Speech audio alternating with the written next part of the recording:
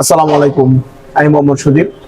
আমার সামনে যে বাইকটি দেখা যাচ্ছে এটা হচ্ছে R15B3।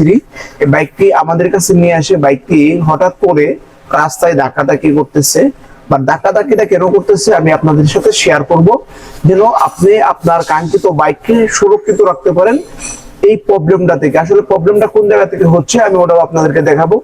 এটা হচ্ছে, দেখেন এখানে কিছু আলাদা কিছু ইলেকট্রিক ব্যবহার করা হয়েছে। এই ইলেকট্রিকটা ব্যবহার করা হয়েছে যেটা প্রপারলি লাগানো হয় নাই।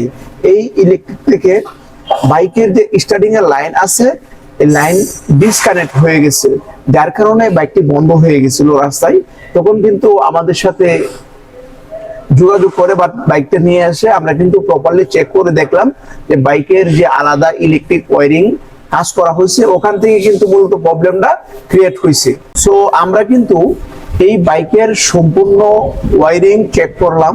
চেক করার পরে দেখলাম যে 100% ওকে আছে। বাট যখন ক্রিয়েট হয়েছে তখন কিন্তু ইলেকট্রিকের যে লাইন দেওয়া আছে, এখানে আলাদা ওয়্যারিং ব্যবহার করা হয়েছে। এই ওয়্যারিংটা আসলে প্রপারলি যে তার দিয়ে করার কথা, ওই তার বাইকের সাথে ইনস্টল করা ছিল, যার কারণে নরমাল তার দিয়ে যদি আপনি বাইকের ইলেকট্রিক লাইন তৈরি করেন, তখন আপনার বাইক যে কোনো সময় রাস্তায় স্টার্ট বন্ধ হতে পারে।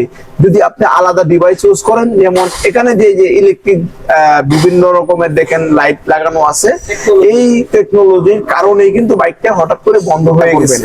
তাহলে কিন্তু আপনার কাঙ্ক্ষিত বাইকও রাস্তায় বন্ধ হতে পারে। সো আজকের মেসেজটা এই পর্যন্তই। সো আপনারা সবাই সাবধানে রাইড করবেন, নিরাপদে বাইক চালাবেন।